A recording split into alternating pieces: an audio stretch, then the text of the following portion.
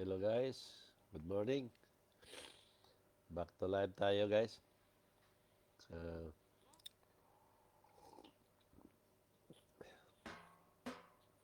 Pag-usapan natin guys yung mga pangyayari ngayon na nakikita ko sa lahat ng yung dumadaan sa page ko na mga baha na may recall natin yung mga mensahe ng Diyos noon na pinagsigawan ko maya-maya. Uh, Tuwing may live ako at may Zoom ako na banggit natin yan. Yung mensahe ng Diyos na uh,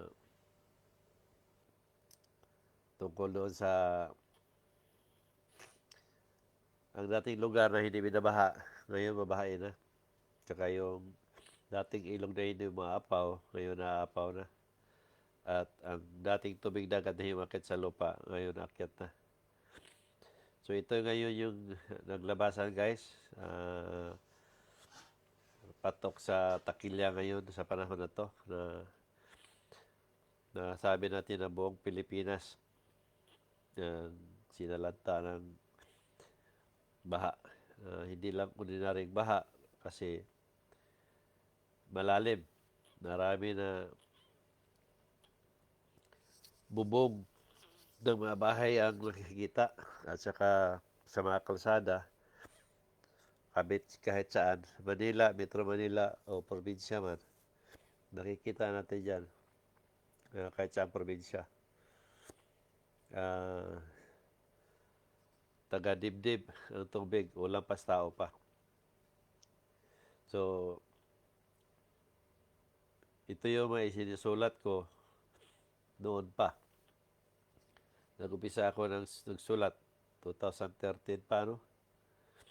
At sinasabi nga ni Alfredo Lasyaw Utak na evil daw ang whisper. So, diyan natin makikita ngayon kung nasaan yung sinasabi nilang whisper of evil. Na nalinaw naman ang sinasabi talaga sa mensahe at kausap ko na sinasabi ng Diyos na si Jesus Christ. Ang sabi niya, ikaw ang tunay na niwala sa akin na si Jesus Christ. Di ba? Hindi naman sinabi na ikaw ang tunay na niwala sa akin na evil o satanas o satan o ano man, di ba? Hindi naman niya sinabi. Malinaw ang sinabi niya na ikaw ang tunay na niwala sa akin na si Jesus Christ kaya nabirwa ka sa napili ko. O di ba? At yun ang paniniwala ko na may Diyos talaga tayong buhay na si Jesus Christ. So kung ano man yung mga paniniwala ko noon na sinasabi ko sa inyo palagi, na sinasabi ko na ang Diyos ay hindi dapat pagkakitaan. Mahalin ang Diyos sa walang kapalit. Ang Diyos ay hindi dapat natin ibinta, hindi natin gamitin para kumita tayo ng pera. Isa yun sa paniniwala ko. Diba? Bukod doon, yung paniniwala ko tungkol sa Bible at tungkol sa relihiyon na hindi po totoo yung mga tinuturo nila. Gawa-gawa lang nila yon ang mga turo para lang makakulimbat ng pera sa mga tao. So isa yan sa basihan ko at basihan ng Diyos na tama ang paniniwala ko. Kasi hindi ako naniniwala sa turo ng mga simbahan o sa mga relihiyon. Kasi nga, walang Diyos na pwede natin pagkakitaan. Dahil ang Diyos nga ay Diyos. Di ba? Dapat siya tagapaglikha, tagapagligtas. Kaya mahalin siya walang kapalit. So, dahil sa paniniwala ko na to, kaya ibinigay na Diyos sa akin ang power of mind. Sabi niya, bigyan kita ng power of mind. Ang power of mind mo na is powerful. Malinaw yun, di ba? kung ano yung nagagawa ng power of mind, nakikita na ninyo sa dalawang mata at narinig ninyo galing sa bibig ko at nakikita ninyo ang mga sinulat ko at nababasa ninyo na naisulat ko bago pa nangyari at sinasabi ko bago pa nangyari. At nasabi ko rin, ang laman ng power of mind na sinasabi niya, nakakita ko ng kasalanan ng tao at boses ko makapagaling. Di ba? Ngayon, yung sinasabi ni Alfredo na galit yaw o wala siya utak o utok na evil whisper. So malayo sa sinasabi niya. Walang koneksyon. Kasi nga, doon sa mensahe ng Diyos, malinaw eh. Jesus Christ eh. Alam naman ang evil ninyo eh, magpapriti na si Jesus Christ. Di ba? Pag yun ang gagawin ng evil na pagpriti siya si Jesus Christ, eh di mo, ang evil ang mawalan, di ba? Ang paniwalaan ng tao, si Jesus Christ. Kasi kung magpa-pretend siya nga, siya pala ang evil at sabihin niya sa akin na ikaw niwala sa akin na tunay niwala sa akin si Jesus Christ, tapos evil pala siya, so sila mawala nun. Di yung evil kasi ang tao maniwala kay Jesus Christ. So, malayo sa katotohanan yung sinasabi niya na evil nga ang bubulong sa akin. At nasa paniniwala ng lahat at turo sa simbahan, sa kahit anong simbahan ang tinuturo, ang sinasabi, Diyos lang ang nakakaalam. Di ba? Kasi Alfredo Galacia ang utak, yun din ang paniwala niya. Diyos lang nakakaalam. Maririnig natin kahit sanino na sinasabi natin, Diyos lang nakakaalam. Ngayon, di naman sinasabi na uh, evil o satanas o demonyo ang nakakaalam. Di ba? So, malinaw doon na malayo ang sinasabi ni Alfredo Lascia o utak na evil, whisper of evil. Di ba? Kasi kung mangyari ngayon, di ang evil mismo ang mawalan. Dahil kung nagkunwari siya na siya si Jesus Christ, kaya ang tao maniwala kay Jesus Christ. So malinaw doon na walang evil na sinasabi ko sa inyo. Walang demonyo na espiritu. Wala. Malinaw yan. Yun ang sabi ko palagi na ang demonyo walang iba kung hindi tao. Pinaniwanan ko ng maraming bisis yan. May mga patunay na makikita ninyo, narinig nyo sa bibig ko, nababasa ninyo sa mata ninyo ang nasinulat ko, at nasaksihan nyo mismo. Mula sa boses ko ng makapagaling, makita ko ng kasalanan ng tao, buhay man at patay. Makita ko ng taong buhay at masabi ko mamatay. At makita ko ng parating bago pa ito mangyari. May isulat ko na lahat. Ngayon, nasaan ngayon yung evil? Di ba? Ibig sabihin, mas powerful pa ang evil sa Diyos na pinikilala ninyo. Kung evil ang gumawa nito sa nagagawa ko.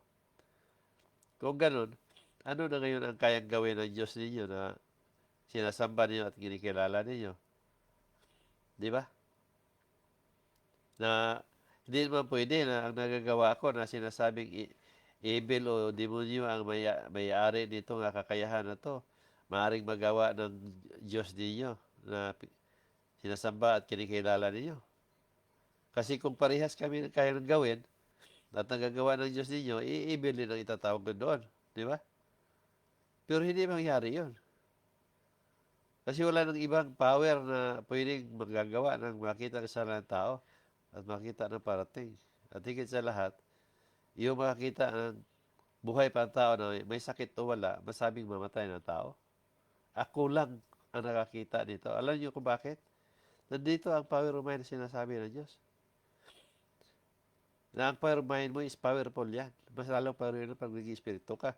So, ibig sabihin, sa panahong espiritu ako, doon na ang Diyos sumasapi sa espiritu ko at makakabasa na ako at makakita kung anong ibig sabihin ng pinarating ng Diyos. Kung hindi ka ba Alfredo Lascia o utak, di ba? paano mo ngayon yung panindigan ng sinasabi mo? Paano niyo patunayan ang sinasabi ninyo na may demonyo nga na bumubulong? Na hindi man tayo nakakita ng demonyo bumubulong. Ang makikita natin na bumubulong sa tao na gumawa ng masama, ay tao din. Wala tayong makikita ng demonyong pumatay. Kung hindi, tao din ang pumatay o mangurap o magnakaw o manakit o ano man. Di ba? So, malayo sa katotohanan ang sinasabi ni Alfredo. Alam niyo, Alfredo, kung talagang tama ka at ikaw ang totoo, i-live mo. Tapos ipakita mo yung nagagawa mo. Kahit sinulat mo yan, sinulat mo, kaya makita naman natin ang pizza, kailan mo sinulat, at testimony ng mga taong ginamot mo ng boses mo makapagaling o ano man, o makita ka ng sinulat katulad ng nagawa ko, ipakita mo para sasabihin ko rin sa iyo, evil ang nag-whisper sa iyo. Para pares tayo dalawa. Ganun lang yun, di ba? Hindi mahirap. So, diyan natin nakikita kung kaano ka inutil ang tao mag-isip. Minsan, pag gumagamit ako ng inutil, iyon din ang gagawin nila sa data para sabihin, ako ba ang ginamit ng Diyos? Pero hindi mangyari yun kasi yung nga salitang ginamit natin. At yun ay dapat ang kailangan natin gamitin para sa mga taong katulad nila. Kung ano man yung salita na yun, masakit man, kailangan nating bigkasin sa bibig kasi yun ang tama. Ganun lang yun. Kaya, Fredo, ubusin mo man lahat ng mga sinasabi mo. Hindi ako tinatalabad yan. Kasi hawak ko ang katotohanan, hawak ko ang totoong mensahe ng Diyos. Kayo, puro lang kayo pahina, puro kayo chapter, puro kayo verse. Di ba? Na halos na loko-loko na, hindi sa na halos, naloko na kayo kamo sa verse ninyo. Kaya, ang patunayan ninyo palagi, verse. Ang tanong ko sa inyo, ano nagawa ng verse ninyo? Di ba? Galing pala sa Diyos yan eh. Bakit hindi nagkakagawa ng verse ninyo na makikita siya ng parating at mangyayari? Di ba? Bakit yung verse ninyo hindi makapagaling ng tao may sakit? Bakit ang verse ninyo hindi makakita ng taong buhay at na masabi ninyo mamatay? Sino ang mas matimbang dyan lahat? Yung tao, katulad ko na masabi ko harap-harapan ng tao, na ang tao na yan hindi na magtatagal at mamatayan, may sakit man o wala. Di ba? Sino maniwalaan nyo? Yung verse ninyo sinasabi ng Diyos o sinulat ng tao o ako mismo na buhay at sinasabi ng Diyos sa akin na mamatay yung tao na yun. Sino mas matimbang sa inyo? Pag sinabi nyo matimbang ang verse ninyo, sisiguro ko sa inyo, may problema kayo sa pag-iisip. 100% ako dyan. O more than pa. Ngayon, yung mga verse ninyo, may sinulat ba na darating na ganito, ganyan, na may mangyayari? Tapos mga ilang buwan, araw, nangyayari. Di ba? Wala. Kasi puro kayo kwento. Sinabi ng verse. Ako, sinabi ng Diyos kamo, hindi verse. Mukhang bibig ko, sinabi ng Diyos. Ayon sa sinabi ng Diyos. O, di ba? Yan sabi nyo, nagkiklaim ako, natural. I-claim ko yan, dahil totoo. Totoo, kausap ko talaga ang Diyos. Ayaw yung sa gusto ninyo. Maniwala kayo hindi, talagang i-claim ko yan, more than 100%. Dahil bawat tinatanong ko sa Kanya, sasagutin at sasagutin niya. Di ba? Kahit anong gagawin ninyo. Kaya kong patunayan, nakausap ko talaga siya. Hindi nyo kayang paniwalaan. Dahil wala pa kayong taong nakikita na tulad ko. Kaya kong panindigan at patunayan na totoong kausap ko ang Diyos sa pamagitan ng mga bagay na nagagawa ko na hindi magagawa ng ordinary tao. Kasi tao ako tulad ninyo. Pero nang dahil nga, ang lahat ng ito ay Diyos lang nakagawa, kaya nagagawa ko. Dahil sa power of mind ay pinagkaloob ng Diyos, nandyan siya. Pinatunayan niya sa mga tao na kausap ko siya. Na para ang mga tinuturo ko na paalala ng Diyos bilang paghahanda for second coming para sa kaligtasan ng nakakarami. Kaya pinapatunayan niya, kaya nangyayari ang lahat ng sinasabi ko. Kaya sabi niya, mangyayari ito at mangyayari. Dahil pag hindi, sasabihin ng mga tao, sinungaling ka, nagpatutuo ka at nabuang ka. Kaya kailangan mangyari at mangyari. Ganun lang, di ba? Yun naman sinabi talaga ng Diyos eh. Mula nang umpisa pa ako, wala pa sa akin naniniwala. Hindi naglaon, napaniwalaan ako ng tao. Kasi nakikita nga ng tao, ang nagagawa ko na hindi magawa ng tao. Ngayon, ipagpilitan ninyo na whisper ng evil. Tatawanan ko lang kayo, Alfredo. Kaya kayo, hanggang komento kayo lang, sulat. Hindi kayo makabanat sa akin ng pakita ang mukha ninyo na magsasalita kayo. Gamitin ang verse ninyo. Itatapatan ko sa nagagawa ko na hindi magagawa ninyo o kahit sino. Kaya yung verse ninyo, ang Bible ninyo, kaya kong sunugin. At kahit aktual na material na Bible ninyo susunugin ko, ipakita ko sa inyo na susunugin at susunugin ko yan. Pero kaya kong sunugin yan sa salita ng mga sinasabi ko base sa nagagawa ko na hindi magagana ng tao. Kaya yung Bible niyo, kaya kong sunugin. Either sunugin ko sa tuwang apoy o sunugin ko sa turo ko na kaya kong patunayan na may Diyos dito. Kayo, puro kayo laway. Panis pa. Di ba? Puro kayo laway na hindi kayang paniwalaan sa korte. Dahil kailangan sa korte, meron kang material na bagay na back up doon sa sinasabi mo. Kung ano yung sinasabi mo, patunayan mo sa pamagitan ng nagagawa mo. Tulad ko. Kahit sa korte, tanungan, walang sagot na balagbag, walang sagot na pilosopi, kasi patunay laban sa patunay. Gawin natin. Hindi tayo sasagot ng balagbag para lang masabihin natin kaya nyo sagutin. Pag sinabi natin na yung pizza nito sa address sa pangalan ko, yun ang pagsulat ko at ako yan, at hindi mabago, wala na kayong dapat isagot kasi yun naman talaga totoo. Ang sagot nyo dapat tama yan. O di ba? Hindi natin sabihin binago mo yan. Kasi hindi naman mabago natin yan eh. Facebook lang pwedeng magbago yan o magbura. Kaya natin pwedeng sabihin, binago mo yan. So, kasi pag ganun ang sagot ninyo, dapat firing squad na kaagad. Di ba? Kasi kaya ninyong sumagot na sumagot hanggat gusto ninyo kasi walang kaparusahan. Pero kung meron tayong kondisyon na pag sumagot tayo bumabalagbag, firing squad tayo. Katulad ko din. Pag sumasagot ako ng balagbag sa inyo, na hindi ko kaya patunayan, firing squad ako. Tulad yan, yung turo ninyo na pinaniwalaan ninyo at pinagsigawan ninyo na sinasabi ninyo, ipagdasal natin ang isang tao. Ipagdasal natin si brother ganito. Ipagdasal natin ang lugar na to. Ipagdasal natin ang gira na yan para matigil na. Di ba? Ito yung pinupuna ako sa turo.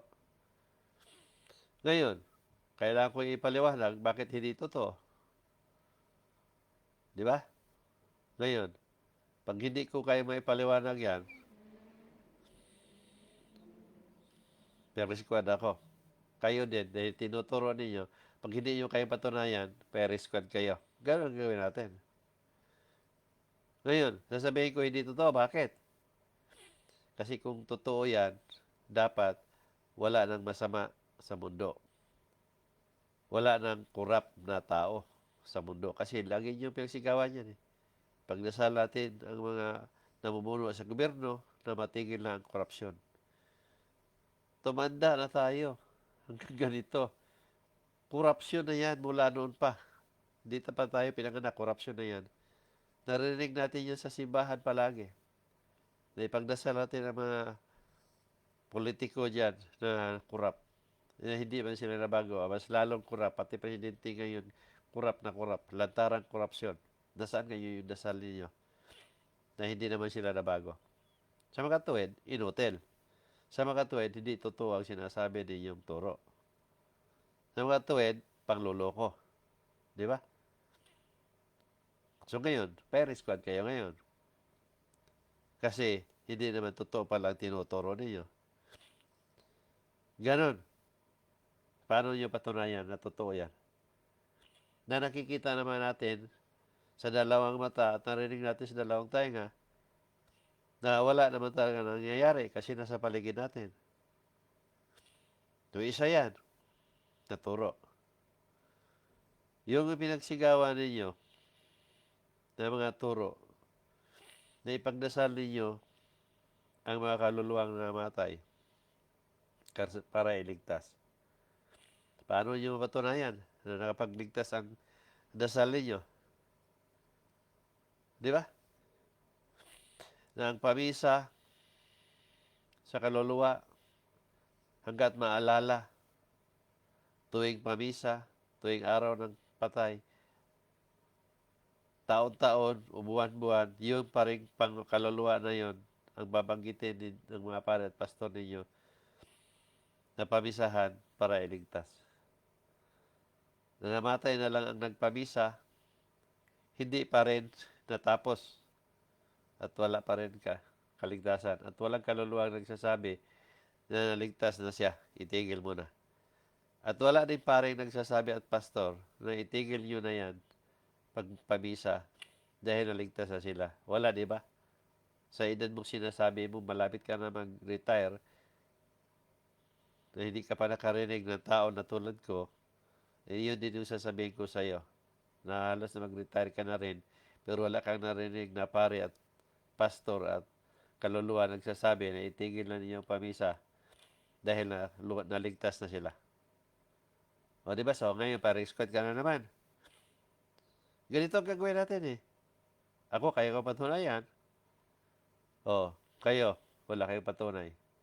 Gamitin niyo ang verse niyo, gamitin niyo ang pahina sa Bible niyo, gamitin niyo ang buong Bible kung paano niyo na ipaliwanag at patunayan niyo na hindi naman talaga nangyayari na may nagsasabing pare na ipatigil na ang pampamisa at yun din ang sinabi ng pastor at mayroong kaluluwang nagsasabi din na itigil na para masabi natin na totoo at tinuturo ninyo.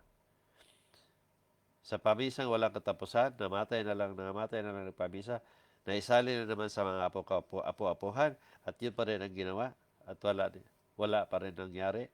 Puro pa rin pamisa. Sa mga katuwid, wala talagang nailigtas. So, hindi totoo na makapagligtas ang pamisa.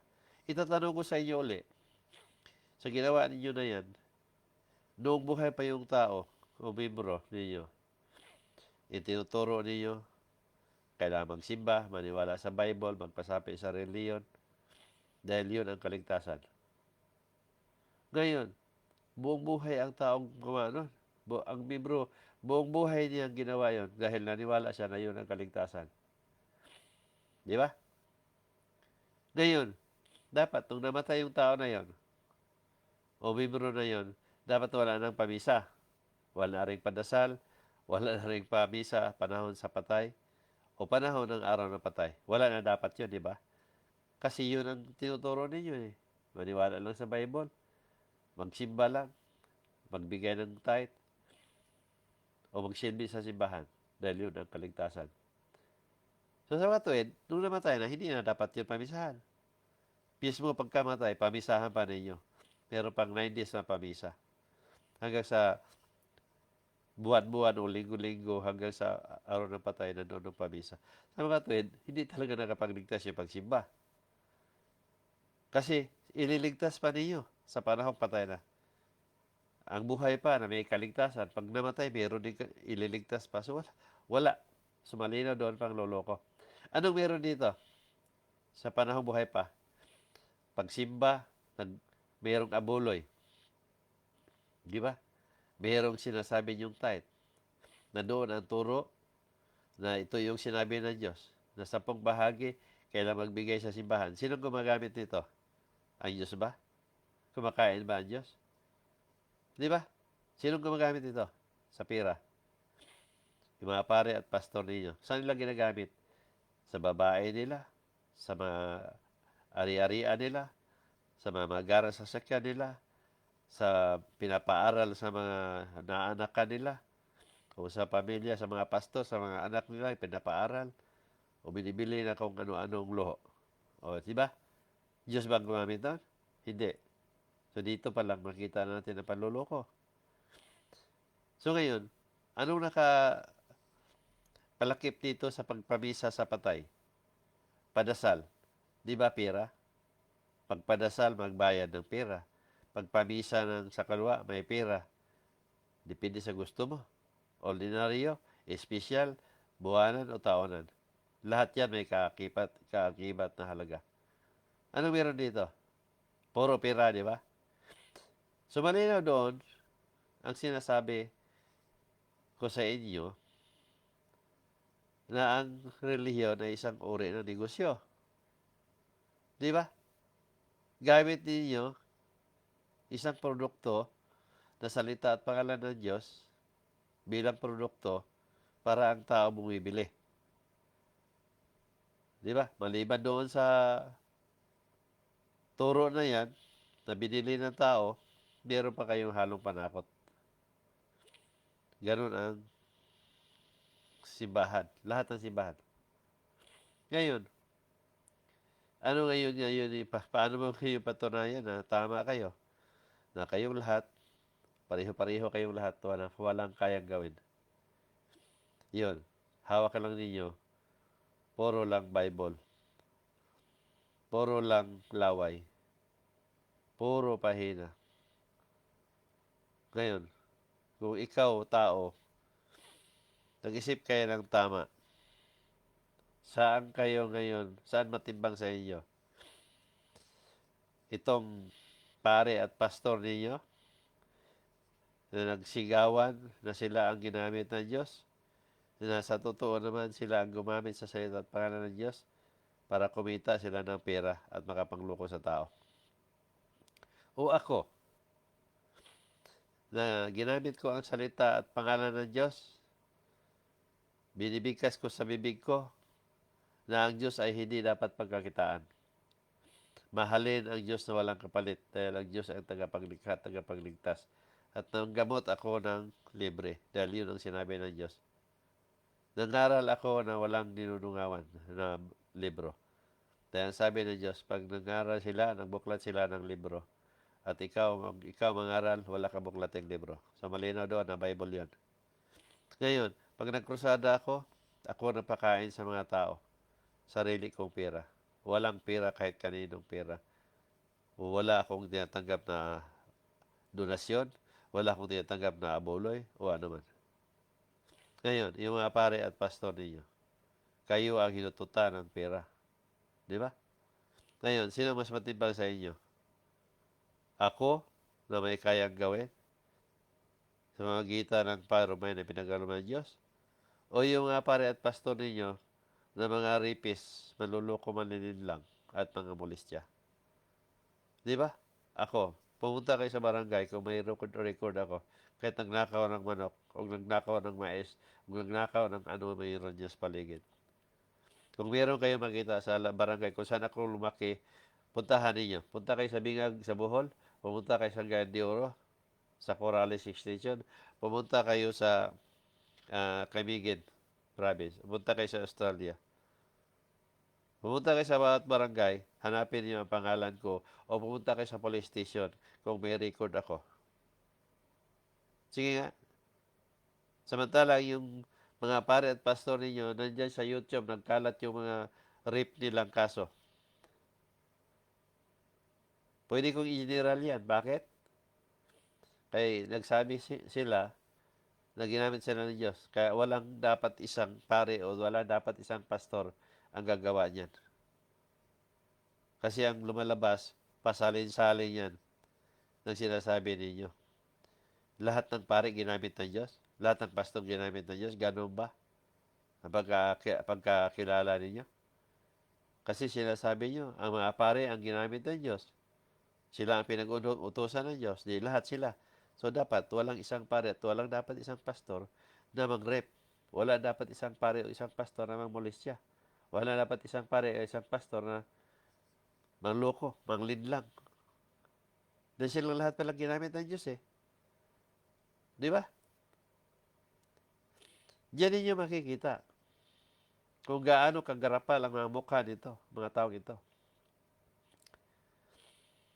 Kaya ng masikmura nila ang manloko sa tao, mabuhay lang dito sa mundo. So anong ginagawa ko dito? Alfredo. Anong ginawa ko sa sarili ko mismo? Ipinagtanggol ko ang Diyos na pinagkakitaan ninyo. Isa ito sa nagustuhan ng Diyos sa akin. Alam mo bakit? Maliit pa ako, hindi pa ako ginamit. Tuwing may kausap akong pastor, ganito na ako magsalita. Hindi ko nga alam na tama pala yung paniniwala ko na yun. Na ipinagtanggol ko na siya noong pa. Na ang Diyos hindi dapat pagkakitaan. Habang lumalaki ako, ganito ako magsalita. Tuwing may mga taong humihikayat sa akin. Na ang Diyos ay hindi dapat pagkakitaan. Mahalin ang Diyos na walang kapalit. Isa ito sa basihan ng Diyos na tama pala ang paniniwala ko. At tunay akong naniwala sa Kanya. Dahil hindi pa niya ako nakausap o hindi ko siya nakausap. Pero ipinagtanggol ko na siya.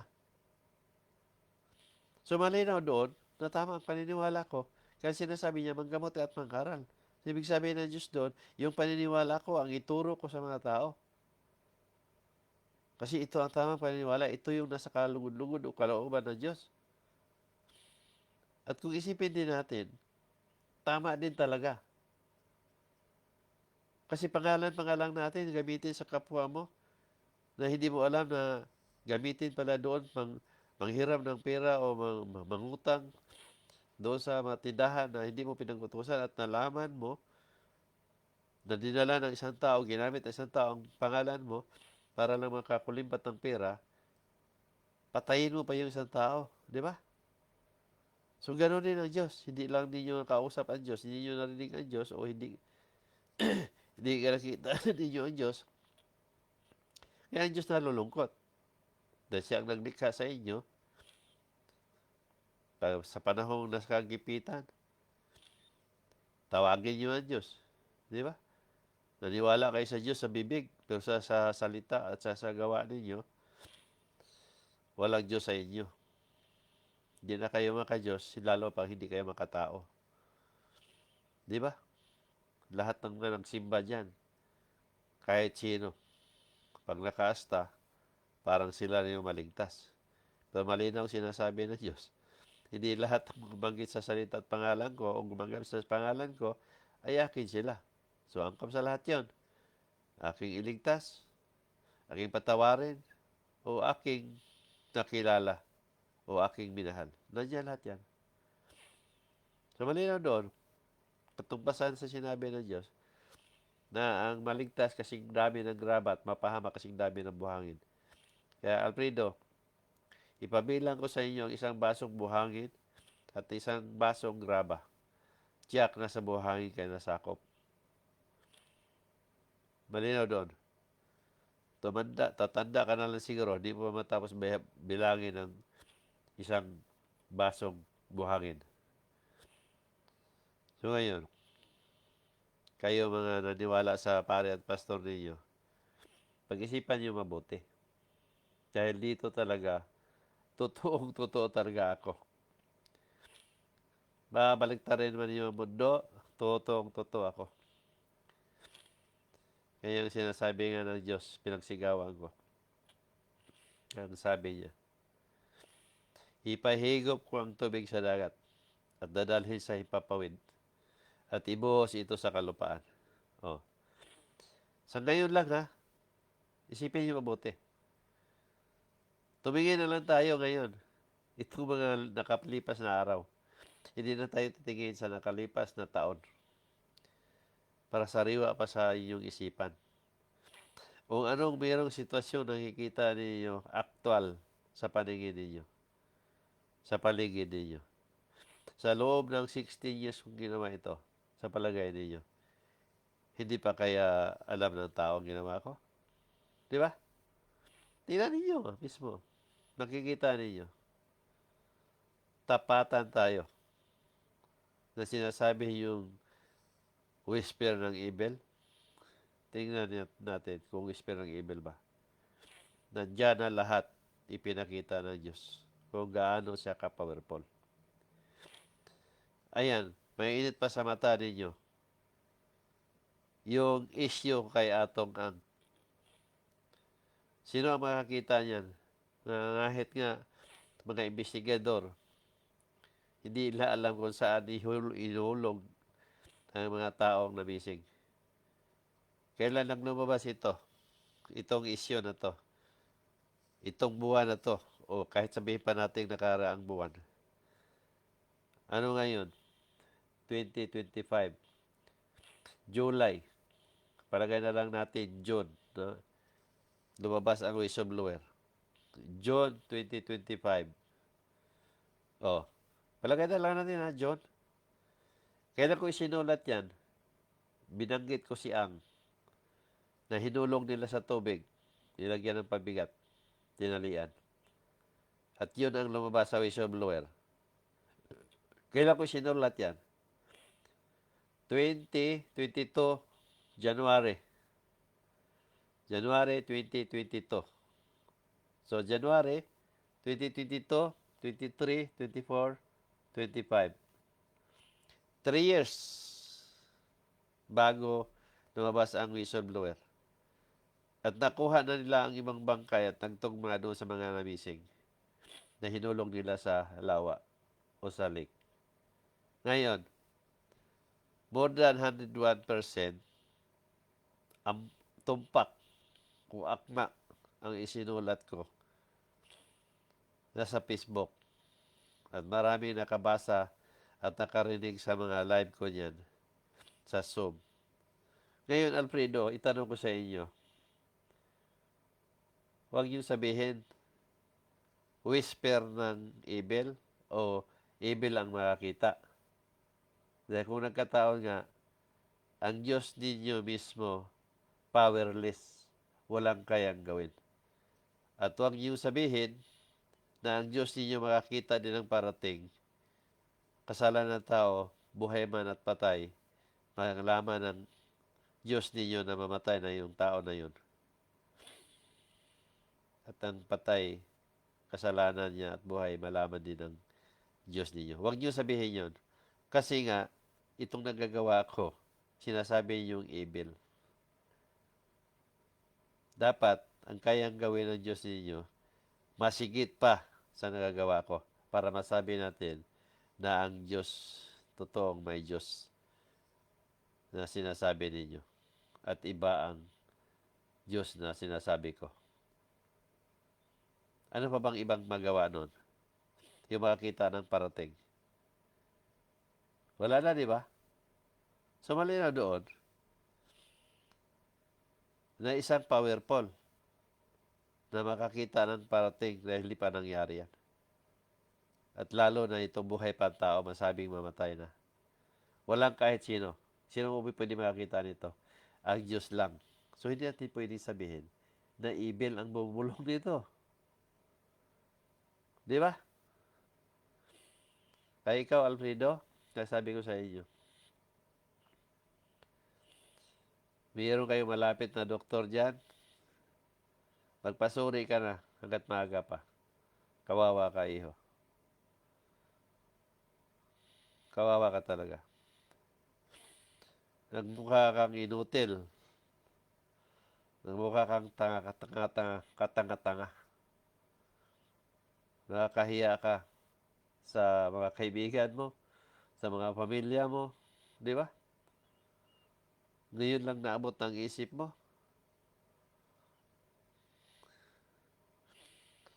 Ako, hindi ko kailangan na iligtas ka. Kasi kanya-kanya kaligtasan. Pero nang himasok ka dito, kailangan kitang adresan Hindi para sa iyo, para sa ibang tao naghahangad ng kaligtasan. Para mabuksan ang puso't isipan nila at mag-isip sila ng tama na hindi katulad mo. So, Alfredo, naka 40 minutes na ako, ano? Hanggang dito na lang tayo sa iyo. At sana mag-live ka. Mas maganda ang live kaysa sulat-sulat. Walang kwenta yung sulat-sulat na yan. I-live mo para mas ganda at masiyahan ako. Eh, pag nagkataon, tatapatan ko ang masasabihin mo.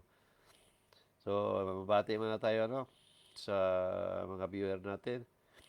Ah, may mga viewer tayo, 35 ang viewer natin. At may comments, may mga reaction, 71. So, yun guys, no? Ginawa ko tong live na to. Ah, ang tagal na akong, ano, hindi nakapag-live dahil nga sa, ano, ah, walang vitamins. So, kailangan tayo maka-vitamins. Dumating si Alfredo, kaya ito ngayon, naka-live tayo. So, mabati tayo guys sa taga-subaybay natin. Si Hil Antipas sa si Hayod, Tagulwan. Shout out sa atin yan lahat. Taga si Hayod, ano? Kamusta na lang dyan sa inyong lahat. Si Leonardo Toyak sa Cebu. Shout out yun sa Cebu. Ariana M. Diaz sa Saudi. Shout out dyan. January Mendoza sa Tagaytay. Sa ano ito? Talisay. Alam ko Talisay ito eh. Shout out sa inyo dyan. Romeo Daki. Hindi ko alam ang lugar nito. Romeo, mag-shout out sa inyo dyan. Si Julius Kudada Ambasan sa saan to sila? Sa Badio siguro to sila. O Badang Tagaytay. Shout out sa inyo dyan. Si Ira Hanisario Banin sa Cebu, sa Lapu-Lapu. Shout out sa inyo dyan. Ira, Bilkis, Pisgira, Dandan sa Trisi. Shout out sa inyo dyan. Pablo Gules sa Camiguin. Shout out sa Camiguin. Andy Ladisma. Shout out sa inyo dyan. Hindi ko alam ang lugar ninyo, Andy. Joey Bragat sa Surigao. Shout out dyan sa Surigao nun. Maria Basa. Naputol. Hindi ko alam ang address ninyo, ang lugar. So, yun guys. Maraming salamat sa mga nanood. At i-share ninyo guys. Naghang lang pala yun, shout out pala kay Joey Bragat, sa Ijakilid, sa Surigao din, Lindsay Canite. Naghang kasi guys, si Mirasol, Putol-Putol, si Belma, sa Bataan, Roel Subacos, Ferdinand sa Cebu, Roel Subacos sa Malaybalay, Rosterante, Bibudia, Ayarang Banin, sa nagpo-prosing kasi guys, pasensya na yung hindi nababasa. Wala na-prosing na naman. Sa signal siguro guys.